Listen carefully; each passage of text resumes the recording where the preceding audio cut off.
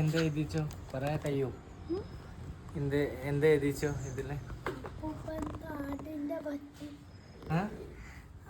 മറ്റേ അപ്പൂപ്പൻ താണ്ടി അത് ടീച്ചറും കുട്ടികളും കളിച്ചു. അപ്പം രാത്രി സ്കൂളിൽ നിന്ന് തന്ന ഹോംവർക്കൊക്കെ പഠിച്ചണം. അതുകൊണ്ട് രാവിലെ കളിച്ച രാത്രി ചെയ്തു.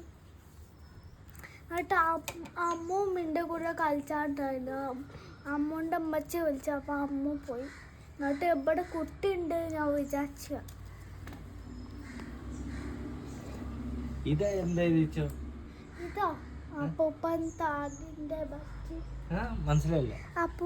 അപ്പൂപ്പൻ താടിന്റെ പറ്റി. അതെന്തേ? എനിക്ക് മനസ്സിലാവൂല.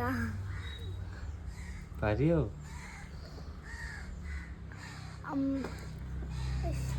കാക്കന്റെ വേറെ പറയാ. കാക്കന്റെ പറ്റി പറഞ്ഞാല് കാക്ക ഒരു കുപ്പിയിൽ വെള്ളം തിന്നു. അപ്പം കാക്ക വന്നിട്ട് നോക്കിയാൽ കുറച്ചുള്ളൂ.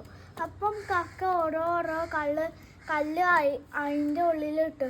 അപ്പം വെള്ളം കുറേ നിറച്ച് മുകളിലേക്ക് വന്നു. അപ്പം കാക്ക തിന്നു. കാക്ക കുടിച്ച് അങ്ങനൊക്കെ. അതെഴുതിച്ചല്ലേ? അതല്ല അപ്പൂപ്പൻ താടിന്റെ പറ്റി. അത് വേറെ കാക്കന്റെ പറ്റി. ഇത് അപ്പൂപ്പൻ താടിന്റെ പറ്റി. അങ്ങനല്ലേ? ഓക്കെ ഗൈസ്, ഇതാ എന്താ എഴുതിച്ചേ? റെഡി ആണോ? നിങ്ങൾ നോക്കിക്കോട്ടോ, കമന്റിൽ പറഞ്ഞാൽ മതി അല്ലേ? പറയോ? നിങ്ങളുടെ ഗൈസ്ക്ക് പറയോ happy new year. Happy new year. Happy new year ഇല്ലേ? Happy new year. Happy new year yes. Guys.